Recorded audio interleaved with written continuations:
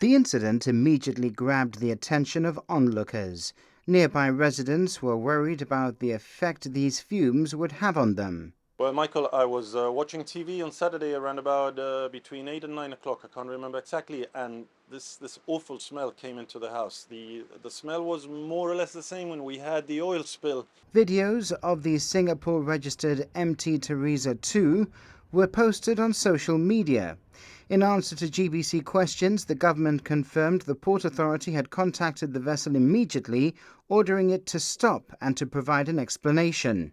The Environmental Safety Group says it was alarmed, calling on the government to take action. Bunkering activity in Gibraltar of all sorts goes on 24 hours a day, 7 days a week. The only thing to stop that is very extreme weather, okay? So when we have very strong winds and that, you'll see an empty bay. We've always said an activity that's carried out on a 24-hour basis should have 24-hour surveillance and monitoring. The ship's crew reported their air-fuel ratio was incorrect. Action was taken to readjust this and stop the smoke. The MT Teresa 2 continued to be monitored closely by the Port Authority for the duration of its stay. But residents in the area have told GBC this weekend's incident was not an isolated one. This occurs very, very regularly. There's two ships regularly docked at the extension jetty. When they switch their engines on, it must be a very inefficient combustion process, and a lot of smoke emanates from them. And that smoke, again, when it's northwesterly, goes straight onto the park, straight where children are playing. Also further down, where the tugboats are, they switch the engines on in the morning, and it creates a massive white cloud of very toxic smoke. Again, this is a very densely populated area.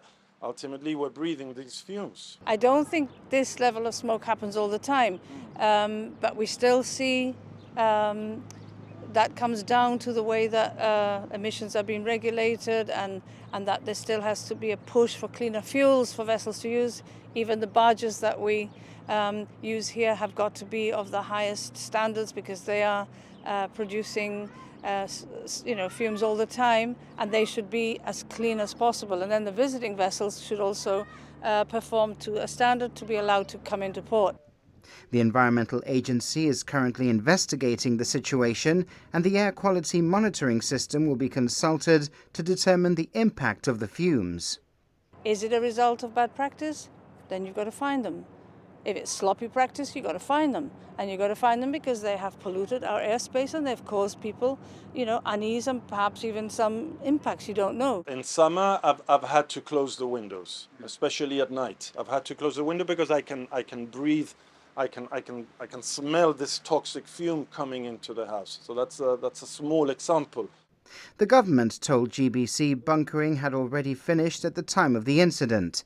The tanker spent 5 hours in port before leaving Gibraltar for the US. Sitting outside is becoming dangerous now.